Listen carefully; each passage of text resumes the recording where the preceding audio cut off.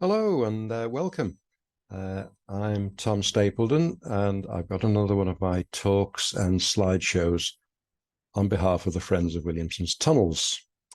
This time, I'm going to talk about three Reverend gentlemen who, at one time or other, had all been tenants of Joseph Williamson and had all lived in Mason Street. They'd all known the man. Some of them had spent many, many years in Mason Street. And I'm just going to relate something of the lives of these three gentlemen and a little bit of how they interacted with Joseph Williamson himself. So this is what Mason Street looked like in the years following Williamson's death. I think this painting and the next one probably date from the era around 1858. Williamson died in 1840, of course, but it's still looking very much as it would have done in Williamson's day. I'm quite certain there's a good bit of artistic license about the way these paintings are painted, but it's the best we've got.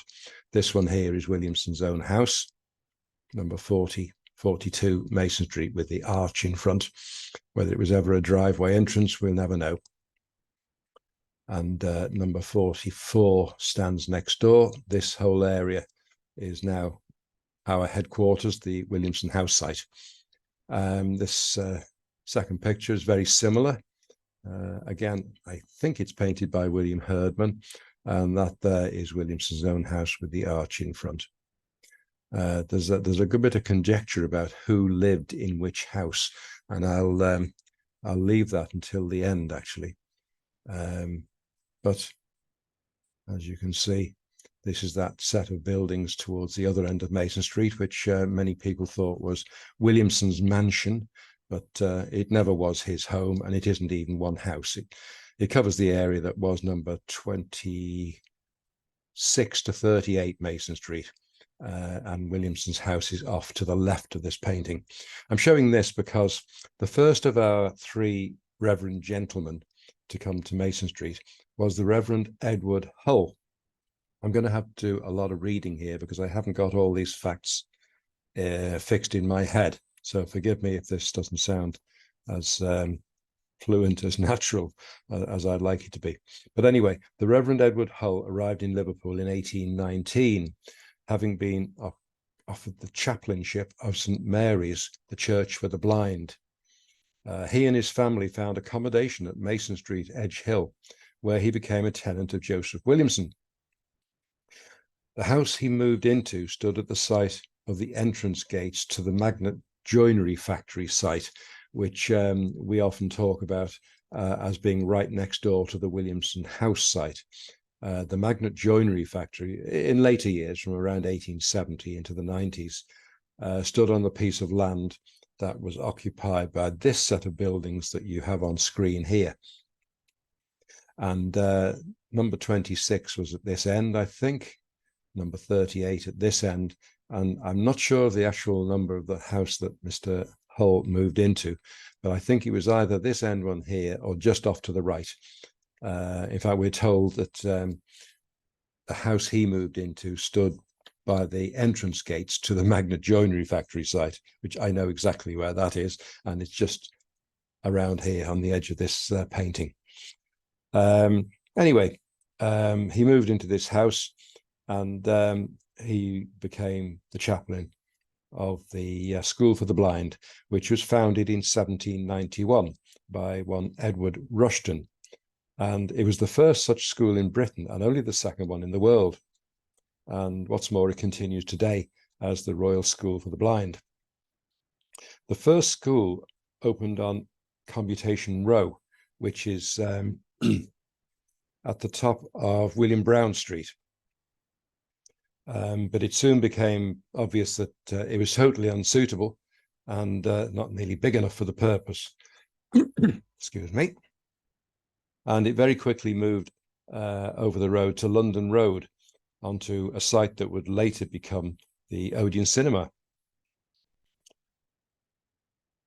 This is a painting of the Church of the School for the Blind. Quite an imposing building. the school was extended along Pudsley Street to Lord Nelson Street, and later it was decided to build a chapel on the opposite side of the road, and this was opened in 1819. The painting here is from 10 years later. This was painted in 1829, but it opened in 1819. So the Reverend Hull took on the chaplainship right from the beginning, from its opening, and the two buildings were linked by a secret tunnel beneath the road for the safe passage of the pupils. The tunnel was considered to be a novelty by local people, and it was used by the public. So a collection box was strategically placed at the chapel end. This church was considered to be a masterly specimen of architecture, designed by John Foster Jr., who was later to become the city architect. And under the Reverend Hull's care, it became the most fashionable place of worship in the town. However, the building had to move. Because of the expansion of Lime Street railway station around 1850, the railway wanted more land, and they had to try and persuade a lot of the building occupiers in the area to move elsewhere. And the School for the Blind was one of them that had to go. And they moved up to Hardman Street. I believe some money changed hands as well. There must have been an incentive, a figure of £9,000, I seem to remember, exchanged hands in helping the School for the Blind to make the move up to Hardman Street. So the school moved about 1850 or 1851.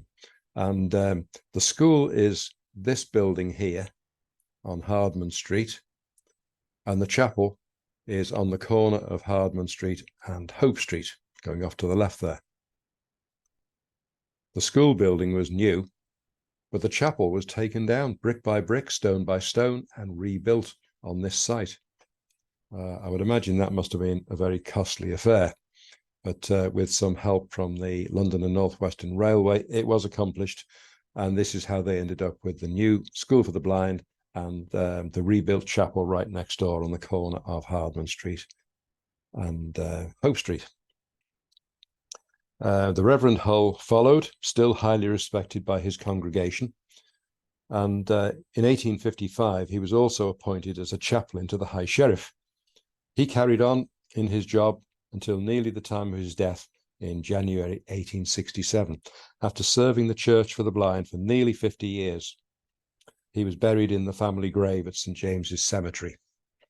Now, the chapel didn't last all that long. I'm not quite sure when it was demolished, but because the Church for the Blind was not a church with a parish, eventually the congregation dwindled, and it was no longer deemed necessary to have a chapel, or maybe they couldn't keep up the expense of a chapel, and so the building was finally demolished. And in its place, the School for the Blind built this building here, which basically is an extension of the school. The school expanded, no longer had a chapel, but the earlier building is still there, and this piece added on later is an extension. So that's all I've got to say about the Reverend Hull. The next of the three clergymen that I want to talk about is this gentleman. This is the Reverend Dr. Thomas Raffles, and he's probably the most famous in Liverpool of the three clergymen that we're going to talk about here.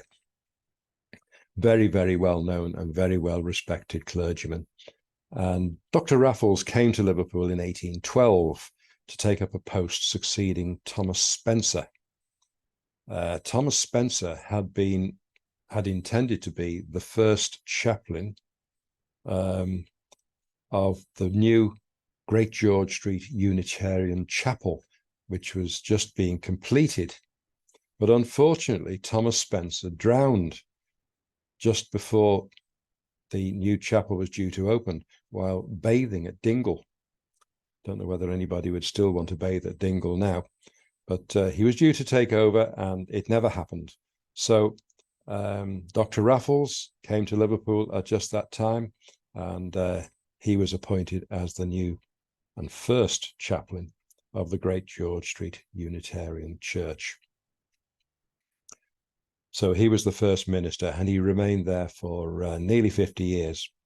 So Reverend Dr. Raffles had moved to number 60 Mason Street in 1825. And like many of the professional people at that time, he had moved for health reasons to what was still comparative countryside.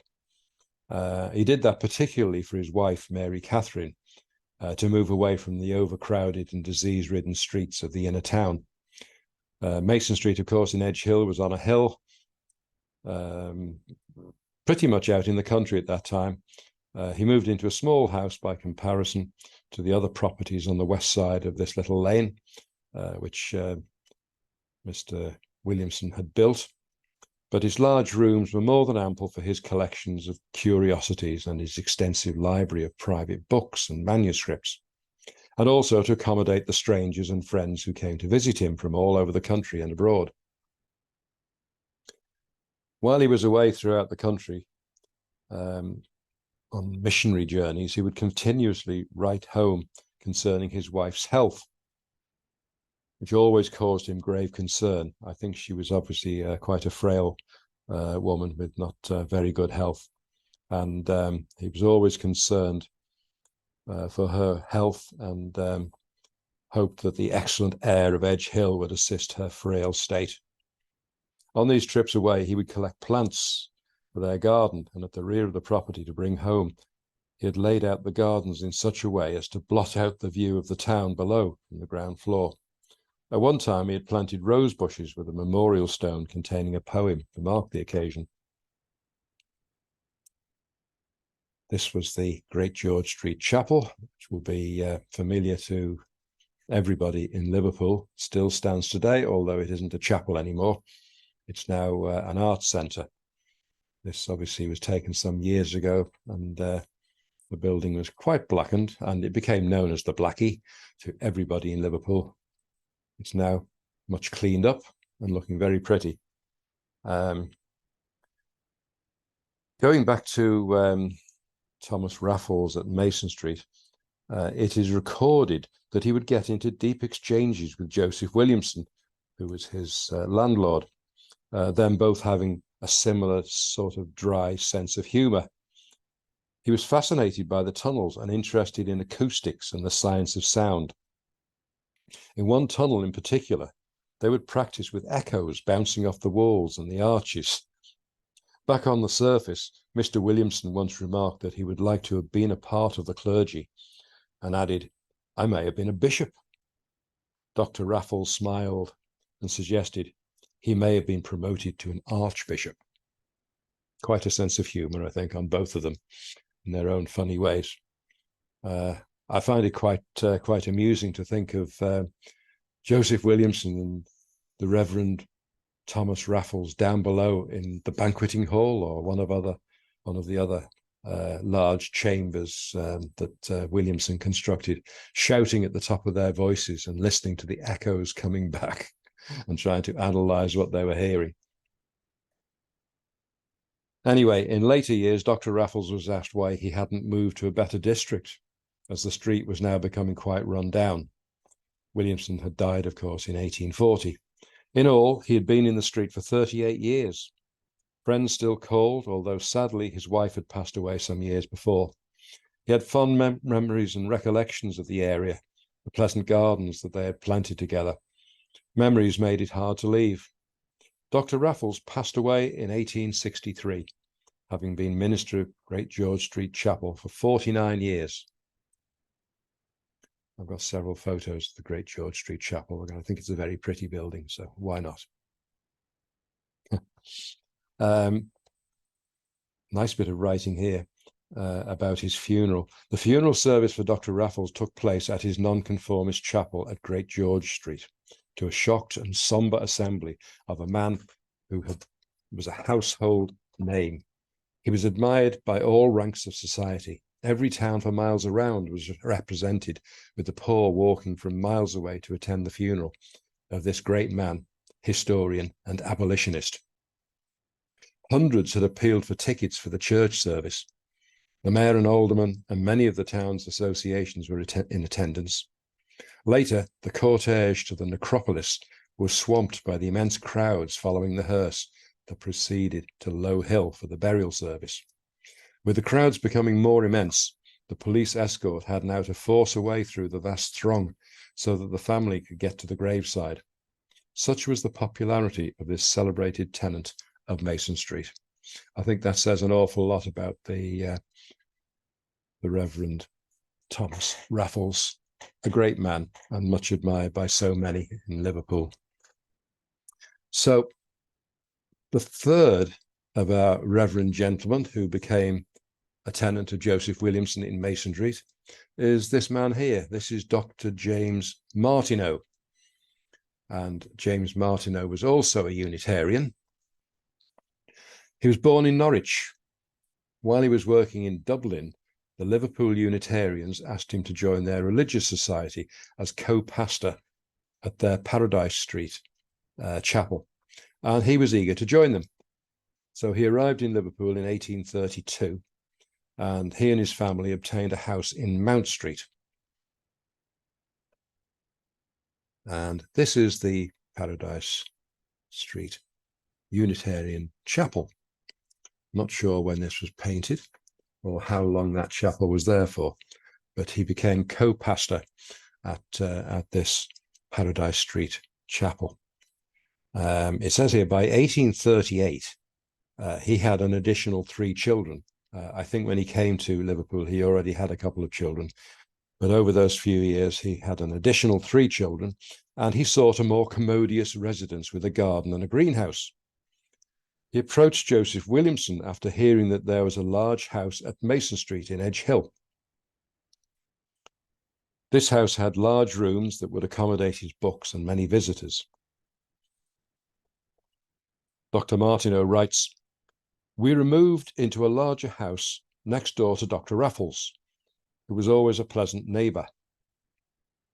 We know that Dr. Raffles moved into a house at number 60 Mason Street. And so we assume that Mr. Martineau moved into 58 or 62, one side or the other.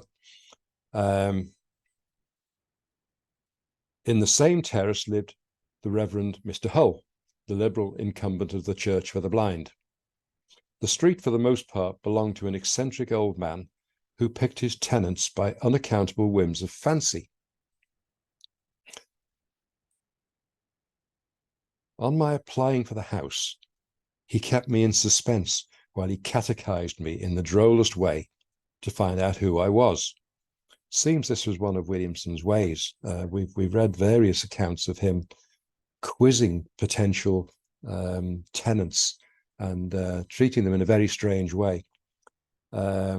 Anyway, at last he said, "Yes, sir, you shall have it." And then, with the Reverend Mr. Hull and the Reverend Dr. Raffles and the Reverend Mr. Martineau, it'll be strange if we have not a trinity that will keep the devil out of the street.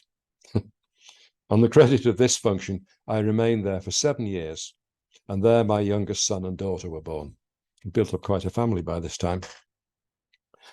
So Dr. Martineau would resign at Mason Street until 1845, that being 5 years after Williamson died, when the family moved to a new property at Prince's Park, which he would call the Nook, situated off Ullett Road. He was able to purchase the land and build the house via a kind loan from the Mrs. Yates, sisters in his congregation. He writes again, "The house was built on a rapid slope of ground that involved a terrace garden. It had a mysterious tunnel passage from the back door to the house, and other first-rate provisions for hide and seek. It is alleged that the children enjoyed playing in the deep basements at Mason Street so much that Dr. Martineau had the tunnel with a window built for them. And this is it." I can quite believe that there were a lot of deep basements and cellars under Williamson's houses. We've read quite a bit about them. And perhaps underneath the houses that Dr. Martineau and others lived in. There were these deep basements, and his children might very well have enjoyed playing in them. So I don't know whether this is true, but I can quite believe that as a family man who had a sense of humour and wanted to do something good for his children, he might very well have had this built in the garden. After all, he had acquired the land and he was having a house built for himself, so why not? Funnily enough, our people heard about this story some years ago, and some of them went searching for this tunnel. It turns out that the house that Dr. Martineau built is no longer there. It's been long since demolished, but I don't think anything's built in its place. And it looks as if the garden ran towards the back of Prince's Park off Ullett Road, and may have gone in under land that is part of the park to this day. Because while grubbing around in the undergrowth, they managed to actually find this tunnel. So this is a photograph of what they saw. And as you can see, it's got a window in the side there, and it has a very striking similarity to a long passage at the Williamson house site, which you may have heard me talk about before, which we've nicknamed the Caver's Squeeze. And it's 33 meters long, cut out of the raw bedrock either side, with slabs of stone across the top. And it's only a crawl space, very much like this, but longer. This one is seems to be constructed entirely on the surface and built up from stone slabs, whereas ours is cut out of the raw bedrock. But it's very similar in other ways, and it looks as if Dr. Martineau did this just for his kids. Anyway, I don't know whether that's true or not, but it's a good story. Dr. Martineau appears to have left Liverpool after about 10 years to practice in the south of England, living a long and successful life. He passed away on the 15th of January 1900, aged 95 years, and was buried in Highgate Cemetery in London. I don't know whether that's a painting or whether that's a photograph of him in later life. But that is Dr. Martineau, the third of our three reverend gentlemen, who were all tenants of Joseph Williamson in Mason Street, Edge Hill. I'm just going to finish off with this. I've shown this before. It's actually, I suppose it's a pen and ink drawing by a gentleman called Mr. Wakefield. I know absolutely nothing about Mr. Wakefield, except he seems to have had a bee in his bonnet and he took exception to the paintings by William Herdman of Mason Street, and he thought they were incorrectly drawn. He didn't like them at all. They were inaccurate, and it bothered him for some reason. So the wording here says, Mason Street, West Side, looking towards Paddington, Liverpool, showing some of Joseph Williamson's peculiar structures in 1841. The trouble is that Mr. Wakefield got things wrong as well in the process of trying to correct William Herdman. The whole of this property was built by Joseph Williamson, the eccentric king of Edge Hill, and with the exception of the White House upwards, it still stands in 1916. So presumably he's writing this in 1916. The mansion at the top was, from 1806 to 1841, the residence of Joseph Williamson. There, he's got it completely wrong. The mansion at the top, beyond the White House, is not a mansion at all. It's a set of 5 or 6 houses, as I pointed out before, and it's also never been Joseph Williamson's house. Williamson's house was this one here with the arch. So he's got that wrong. The other houses beginning at the White House and coming down, being occupied respectively by William Merritt, merchant, William Skerritt, gentleman, Charles Alexander, merchant, Reverend Dr. Raffles, who lived in the house having the tree in the front garden, that would be there. Reverend James Martineau next door, who we've just been talking about, and John Dixon Hare and William Maxwell, merchants. That would be in these 2 houses here. But he's got that all wrong, because Williamson's house is number 40, 42. This one is number 44. We're going to have 48, 46, 48, 50, 52 here. And we know that the Reverend Raffles lived at number 60, which is way off to the left of this painting. This drawing. and Mr. Martineau lived next door to him. So although he's done his best to correct, and he may have done an accurate correction as to what the houses looked like, he's got various other facts completely wrong. I really don't know why he had such a bee in his bonnet, but there you go. As usual, there's more and more confusion with everything to do with Williamson, and we'll never completely sort it out. But I'm quite convinced that he's wrong in this respect. And yet it is a nice, interesting, hopefully quite an accurate depiction of what the Williamson buildings look like. So that's about all I've got to show you. That's the three Reverend gentlemen who were all tenants of Joseph Williamson in Mason Street, Edge Hill. So thanks for watching.